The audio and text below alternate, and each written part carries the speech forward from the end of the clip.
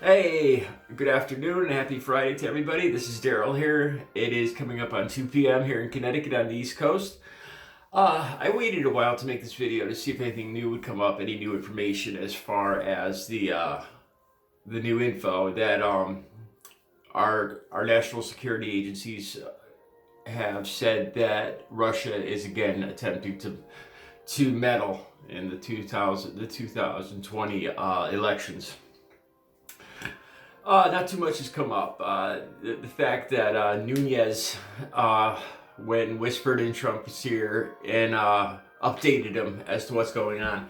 So apparently, they haven't said which national security agencies, but a few of them have come to the conclusion that, again, apparently they have proof that, again, Russia is trying to interfere with the 2020 elections, and their idea or what they're trying to do here is push for Trump to be reelected, and that's no big surprise here, because if you look at the nation, if you're trying to sow unrest and division in America, they say, well, if that's what they were trying to do, they've succeeded. Obviously, I made this other video a couple of days ago talking about how the division has come right down into our families, into the marriages, into relationships. America's never been more divided. There's been a couple of times in the last 2 months where I actually started thinking that we might be on the verge of a civil war. So Russia's plan here is working fantastically.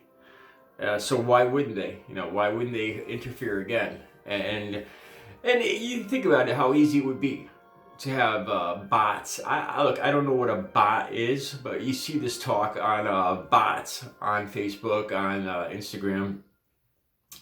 But I could see how it would be easy for somebody working with Russia or for Russia, a group of people to go in and sow some seeds, sow some arguments in Facebook, put some false stories in,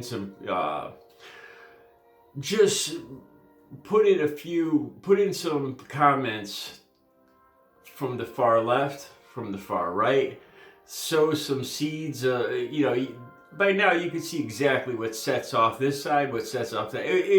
What I'm trying to say here, it'd be so easy for say a group of 150 hackers, let's say, not even hackers, just to get into Facebook, to get into Instagram, and to really start some shit amongst a good portion of us, because we're just ready to argue. We're falling right into it. Okay, so the thing I'm not sure here is McGuire, the head of the National Intelligence Agency, has resigned as of Wednesday. Now, I'm not sure if he was fired because of this, or what the situation is. It's almost not even about Trump at this point. It's about the point that our national security agencies are not being.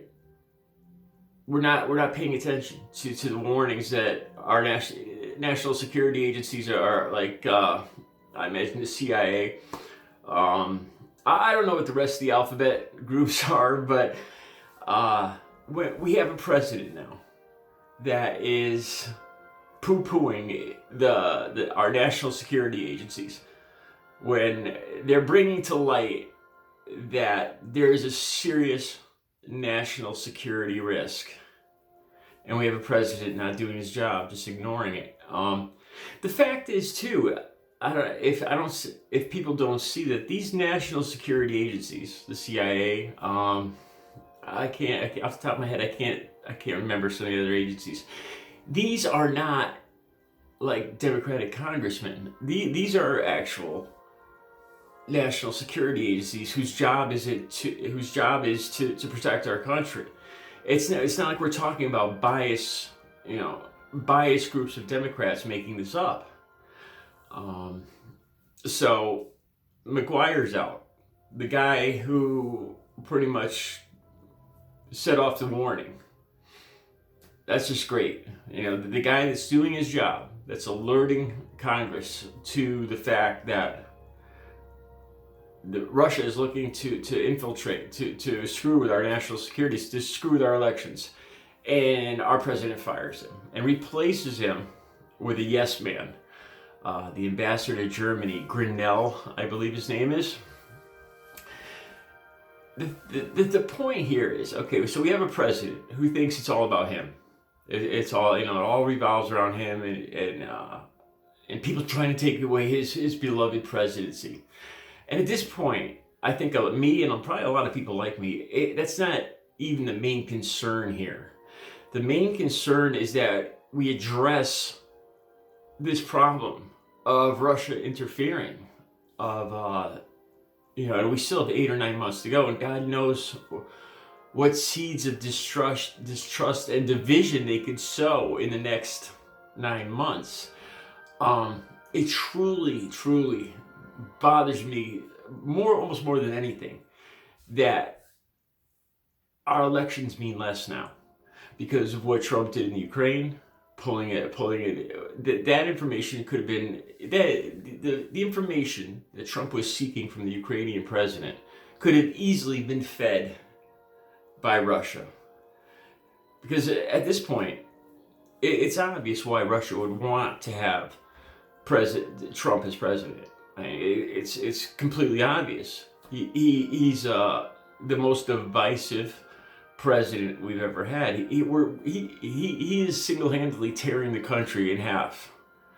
So of course they would want him to be president and to be reelected.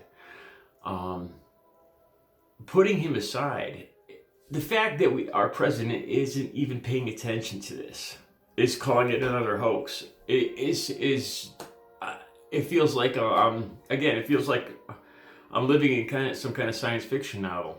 I mean, not only is he's not doing his job, it's almost traitorous, to the point of traitor. The other thing that scared me too is, within this last week or two, he's cleaned house, and he's specifically gotten rid of the people. Lieutenant Colonel Vindman, a man who stood up for what he believed in and spoke the truth, a Purple Heart recipient, a true patriot, and he spoke up on what he saw. Period. That's it. He did the right thing, and he not only got fired, but he got embarrassed and purposely disgraced by a draft-dodging president. And the fact it just keeps going on, that Trump is getting rid of the people that had the most morals and the most integrity, that actually wanted to speak up, even though it was going to mean their job, even though it was going to mean their careers, even though it was going to mean being ostracized in Washington, their families. They did the right thing and they spoke up. Bolton, another one. And these people, I mean, not Bolton being kicked out, but Trump has cleaned house. And the thing that scares me here is there was very few people of integrity in that administration. And this is just the loss of what little integrity there was still in the White House is now gone. At this point now, Trump has made sure that the only people left are his yes men, his lapdogs, the cult of Trump again. How much more clear could this be? The cult of Trump, where Trump supporters, everybody, the senators that are all pro-Trump right now, are not even concerned about the allegations of Russia meddling in an election. Not even concerned about it. All they want to do is criticize and call it a hoax.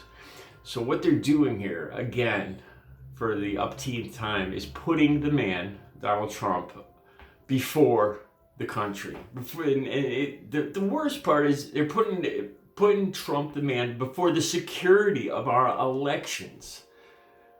I can't even believe I'm saying this. I can't even believe this is happening.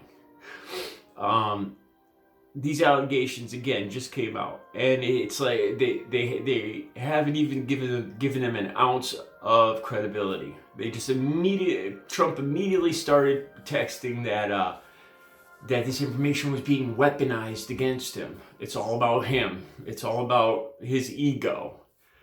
And to the cult of Trump, it's all about their man in power, keeping in power, not letting people take him down. The hoaxers, the enemy of the media, the enemy of the people.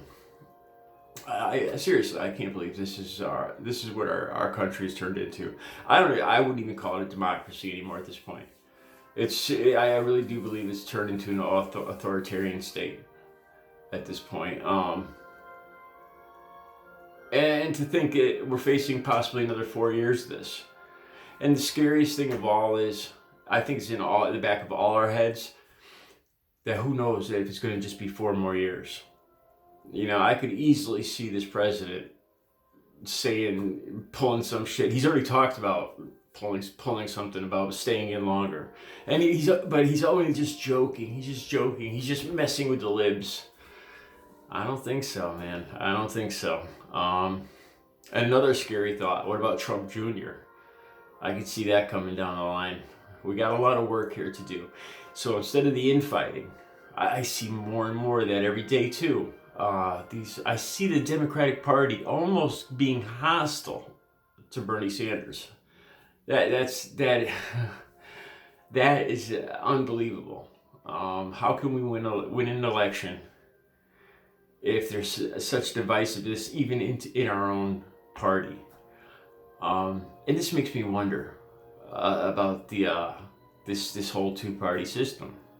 You know, if the Democrats are so threatened and almost so willing to do whatever they can to take Bernie out of the equation, that makes me want to vote for him more personally. More and more, I'm starting to see this two-party Democrat-Republican this whole situation as a farce. This isn't democracy.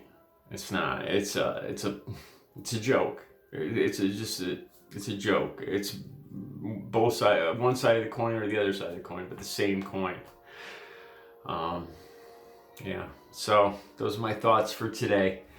You guys have a great weekend and a great Friday. All right.